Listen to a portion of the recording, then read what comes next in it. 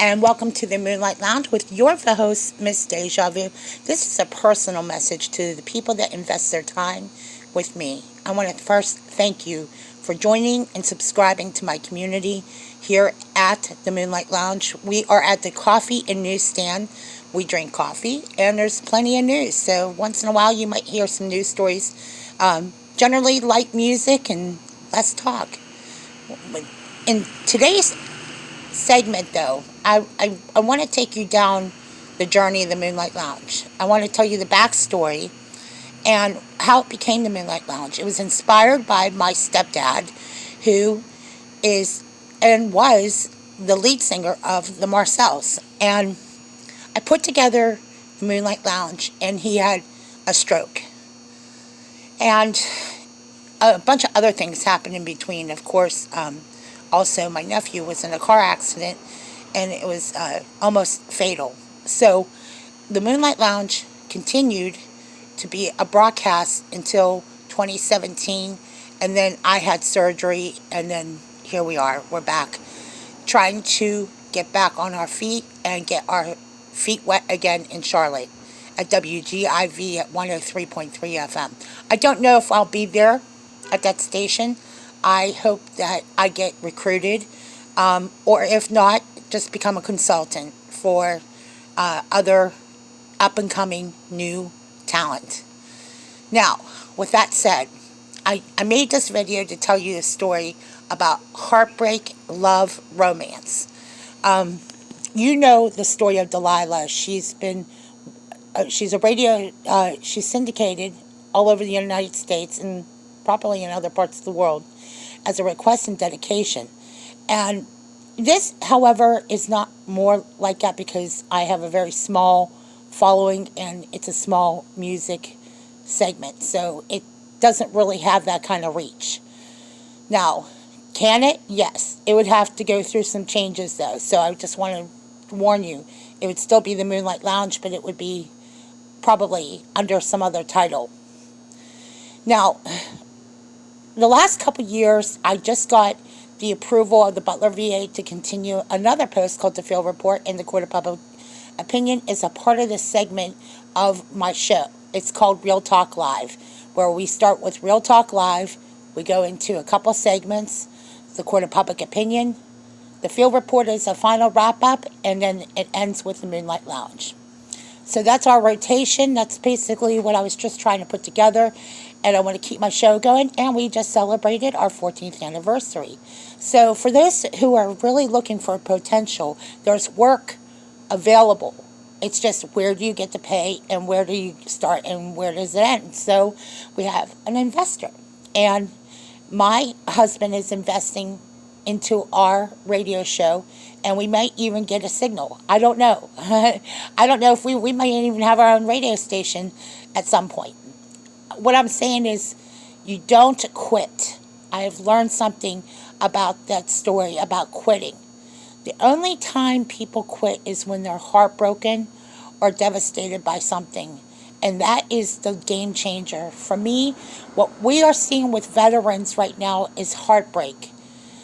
Our veterans are heartbroken, and there's over 20 to 22 soldiers, veterans, committing suicide every day in the United States. And it's never been more important to have incentive for our veterans to keep on going. Even when things get rough, you don't quit on yourself and you don't quit on each other. And first of all, you have to be strategic in how you get into a goal plan. Believe me, times have been tough, and times don't always have to be tough, okay? You do have to tough out some tough times at times. I want to tell you about the story, though, going back to what I was saying about Delilah. She suffered a very devastating heartbreak. Her son had committed suicide. And I want you guys to be encouraged that one of the things about the talk show is really talk therapy.